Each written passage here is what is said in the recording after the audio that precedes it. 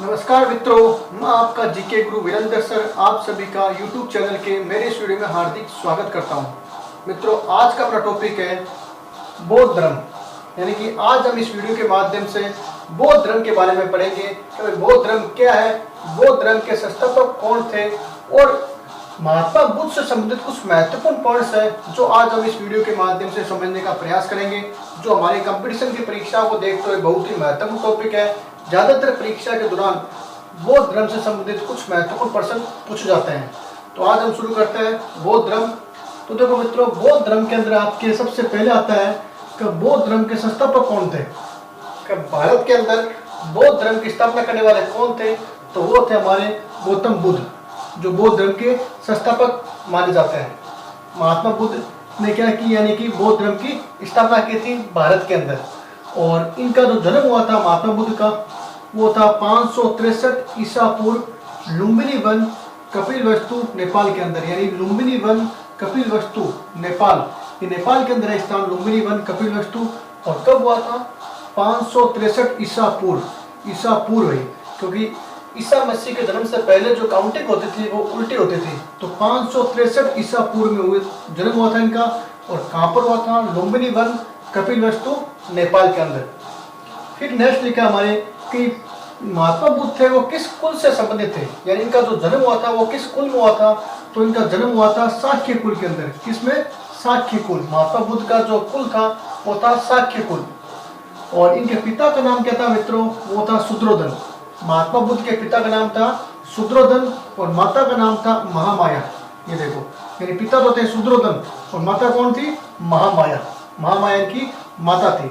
लेकिन इनका जो लालन पालन किया था वो उनकी मौसी ने किया था। यानी कि जन्म देने वाली माता तो थी आपके महामाया, जिन्होंने महात्मा बुद्ध को जन्म दिया था। लेकिन महात्मा बुद्ध का जो लालन पालन किया था, परवरिश की थी, वो थे इनकी मौसी। वो थी कौन? प्रजापति गौतमी। प्रजापति गौतमी ने महात्मा बुद्ध का लालन पालन किया था, इनकी परवरिश की थी। और ये प्रजापति गौतमी कौन थी? महात्मा बुद्ध की प्रथम महिला शिष्य थी। देखो, वेरी मोस्ट बात है ये कि महात्मा बुद्ध की जो प्रथम महिला शिष्या थी ना, वो कौन थी? इन्हीं की मौसी, जिन्होंने इनका लालन पालन किया था, और वो थी प्रजापति गौतमी। इनकी प्रथम क्या थी? महिला शिष्या थी। उसके बाद लिखा है इनका मूल नाम, यानी कि महात्मा बुद्ध का बचपन का नाम क्या था? वो नाम था सिद्धार्थ। जो महात्मा बुद्ध के बचपन का नाम था, यानी कि महात्मा बुद्ध को ज्ञान की प्राप्ति के बाद में इनका नाम पड़ गया गौतम बुद्ध। इससे पहले बचपन का नाम क्या था? सिद्धार्थ था इनका बचपन का नाम, यानी बचपन में इनको बोलते थे सिद्धार्थ। और इनकी जो पत्नी थी जिनके साथ इनका विवाह हुआ था, उनका नाम था यशोधरा। महात्मा बुद्ध की पत्नी का नाम क्या था मित्रों? वो थी यशोधरा, इनकी पत्नी का नाम था जिनके साथ इनका विवाह हुआ था। और इनके पुत्र था राहुल, यानी कि महात्मा बुद्ध के जो पुत्र थे उनका नाम था राहुल। ये थे इनके पुत्र, जिनको इन्होंने ज्ञान की प्राप्ति के लिए, ज्ञान के प्रसार के लिए विदेशों में भेजते हैं। और इनकी जो मृत्यु हुई थी महात्मा बुद्ध की, वो हुई थी आपके 483 ईसा पूर्व कुशीनगर बिहार के अंदर। यानी कि 483 ईसा पूर्व कुशीनगर बिहार में इनकी 80 वर्ष की अवस्था में। देखो 80 वर्ष, क्योंकि 563 ईसा पूर्व में तो इनका जन्म हुआ था लुम्बिनी वन कपिलवस्तु नेपाल में। और 483 ईसा पूर्व में इनका क्या हुआ था? मृत्यु हुई थी। कहाँ पर? कुशीनगर बिहार के अंदर, और 80 वर्ष की अवस्था के अंदर। ज्यादातर परीक्षा पूछता है कि महात्मा बुद्ध की मृत्यु कब हुई थी, तो ऑप्शन में आपके कुशीनगर भी होता है। तो मृत्यु कहाँ हुई थी? कुशीनगर के अंदर, और 483 ईसा पूर्व। और कितनी अवस्था में हुई थी? तो देखो 563 से 483 माइनस करते हैं तो कितने आता है? 80 आता है। तो यानी 80 वर्ष की अवस्था में इनकी क्या हुई थी? मृत्यु हुई थी। और फिर लिखा हुआ देखो महापरिनिष्क्रमण। महापरिनिष्क्रमण, तो महापरिनिष्क्रमण का अर्थ होता है मित्रों ग्रह त्याग की घटना। यानी महात्मा बुद्ध ने जो ग्रह त्याग की जो घटना है, यानी घर को जो त्यागा था उन्होंने, इस घटना को बोलते हैं महापरिनिष्क्रमण। यानी ज्ञान की प्राप्ति के लिए महात्मा बुद्ध ने अपने ग्रह को त्याग दिया, इसी घटना को कहा जाता है महापरिनिष्क्रमण। आगे है मित्रों देखो महापरिनिर्वाण। यानी कि महापरिनिर्वाण का अर्थ होता है देह त्याग। यानी कि इनकी जो मृत्यु हुई थी, जिन्होंने अपने शरीर को त्यागा था, उसको बोलते हैं महापरिनिर्वाण। कहाँ पर त्यागा था? कुशीनगर बिहार के अंदर। कुशीनगर या कुशीनारा बिहार के अंदर जो देह त्याग किया था, यानी इनकी जो मृत्यु हुई थी, उसको बोलते हैं महापरिनिर्वाण। यानी महानिर्वाण मतलब मोक्ष प्राप्ति होना, मृत्यु होना। इनके महात्मा बुद्ध के जो प्रथम गुरु थे मित्रों वो थे अलार कलाम। महात्मा बुद्ध के जो प्रथम गुरु थे उनका नाम था अलार कलाम, जो महात्मा बुद्ध के पहले गुरु थे जिन्होंने महात्मा बुद्ध को शिक्षा दी थी। उसके बाद आता है ज्ञान की प्राप्ति, यानी महात्मा बुद्ध को ज्ञान की प्राप्ति कब हुई थी और कहाँ हुई थी। तो यहाँ लिखा है देखो, 35 वर्ष की अवस्था में निर्जना या फल्गु नदी, निर्जना नदी या फल्गु नदी के किनारे उरुवेला के अंदर बौद्ध ज्ञान में इनको ज्ञान की प्राप्ति हुई थी महात्मा बुद्ध को। 35 वर्ष की अवस्था में उन्होंने क्या कर दिया, घर त्याग दिया, और 35 वर्ष की अवस्था में इनको क्या गया, निर्जना नदी के किनारे या फल्गु नदी के किनारे, कहाँ पर, उरुवेला के अंदर, बौद्ध ज्ञान में स्थान है उरुवेला, वहां पर इनको ज्ञान की प्राप्ति हो चुकी थी। और इनके जो प्रथम उपदेश दिया गया था वो कहाँ पर दिया गया था, ऋषिपत्तनम सारनाथ के अंदर। महात्मा बुद्ध का जो प्रथम उपदेश दिया गया था मित्रों वो दिया गया था आपके ऋषिपत्तनम सारनाथ के अंदर। ही ऋषिपत्तनम सारनाथ में इन्होंने अपना पहला उपदेश दिया ज्ञान प्राप्ति के बाद में।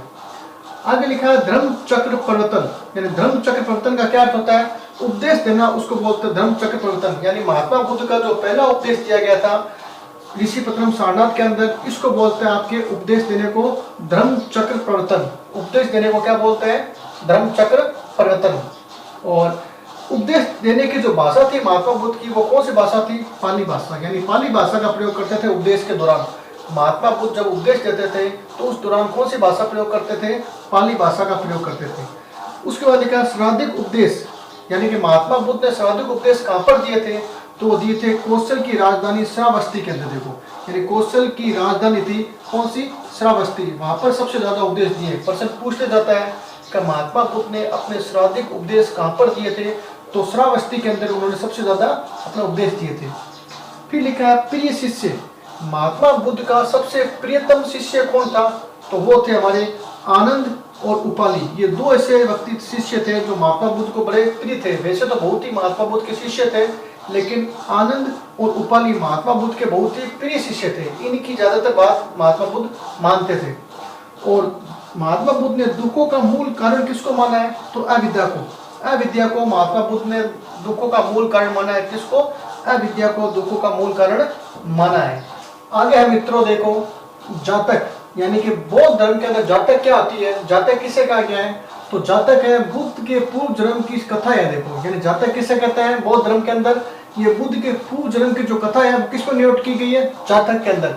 जातक वो ग्रंथ है जिसके अंदर महात्मा बुद्ध के पूर्व जन्म की जो भी कथा है वो किसके अंदर नोट की गई है, जातक के अंदर। तो पूछ लीजिए आपको कि बुद्ध के पूर्व जन्म की जो कथाएं होती है वो किस में लिखी जाती है, जातक के अंदर। फिर लिखा है त्रिपिटक। त्रिपिटक क्या है, तो त्रिपिटक तीन आपके, एक था शुद्ध पिटक, एक है विनय पिटक, एक है अभिधम पिटक।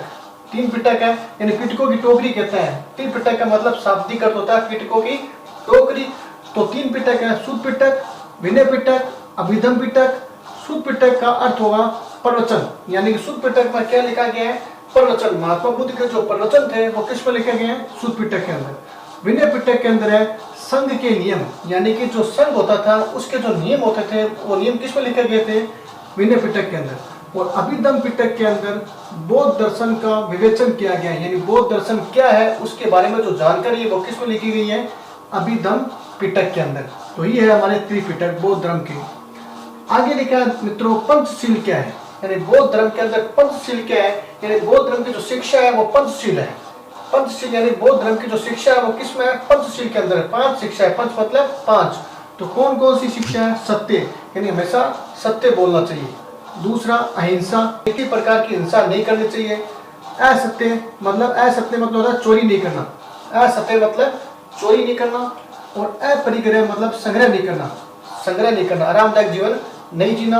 और मंद निषेध का मतलब होता है, यानी कि आपको मंद किसी प्रकार के नशीले पदार्थों का प्रयोग नहीं करना है। तो ये आपके सत्य, अहिंसा, असत्य, अपरिग्रह, मंद निषेध, ये पंचशील बताया गया है महात्मा बुद्ध द्वारा बौद्ध धर्म के अंदर। ये 5 शिक्षा है महात्मा बुद्ध की। फिर लिखा है नेक्स्ट हमारे बौद्ध त्रिरत्न। तो बौद्ध त्रिरत्न कौन कौन सा है, तो है प्रज्ञा, शील और समाधि। ये बौद्ध त्रिरत्न है, 3 रत्न है बौद्ध धर्म के, प्रज्ञा, शील, समाधि। नेक्स्ट है त्रिशरण। क्या महात्मा बुद्ध के अनुसार 3 लोगों के शरणों में जाना चाहिए। वो 3 कौन कौन है, तो बुद्ध, धम्म और संघ। इन 3 की शरणों में जाने का कहा गया है, यानी त्रिशरण का मतलब होता है शरण में जाना। तो बुद्ध की शरणों में जाओ, धम्म की शरण में जाओ और संघ की शरण में जाओ। तो बुद्ध, धम्म और संघ।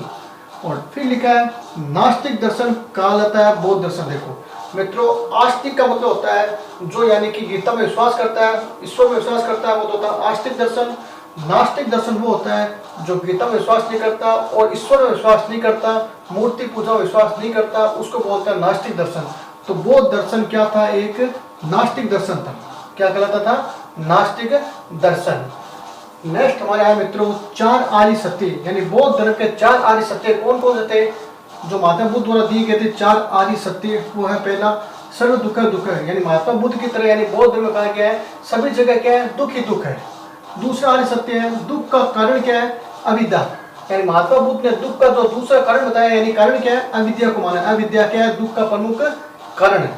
और तीसरा है दुख निवारण का संभव, यानी दुख निवारण संभव है, यानी दुख का निवारण भी संभव है। और चौथा कहा गया है आर्य सत्य के अंदर दुख निवारण मार्ग। दुख के निवारण का कौन सा मार्ग है? वो मार्ग है अष्टांगिक मार्ग। कौन सा मार्ग है? अष्टांगिक मार्ग। पहला था सर्व दुख दुखम, दुख का कारण अविद्या कहा गया है। तीसरा था दुख निवारण का संभव है। और चौथा है दुख निवारण मार्ग। कौन सा मार्ग है? अष्टांगिक मार्ग। ये चार आर्य सत्य महात्मा बुद्ध द्वारा बौद्ध धर्म में दिए गए थे। फिर लिखा हुआ है बौद्ध दर्शन एक अनिश्वरवादी, यानी ईश्वर में विश्वास नहीं करता था, नास्तिक दर्शन और अनात्मवादी दर्शन, यानी आत्मा विश्वास नहीं करता था। तो ये बौद्ध दर्शन था अनिश्वरवादी, नास्तिक दर्शन और अनात्मवादी दर्शन था। और लास्ट पॉइंट लिखा है ये पुनर्जन्म में विश्वास करता था। देखो यानी महात्मा बुद्ध और बौद्ध धर्म में क्या था? मनुष्य के पुनर्जन्म में विश्वास करते थे। तो मित्रों आज के लिए इतना ही। आपको मेरा ये वीडियो कैसा लगा मुझे जरूर कमेंट बॉक्स में कमेंट कीजिए। अगर आपको ये वीडियो अच्छा लगा तो लाइक कीजिए और आप मेरे इस वीडियो को ज़्यादा से ज़्यादा मित्रों शेयर कीजिए।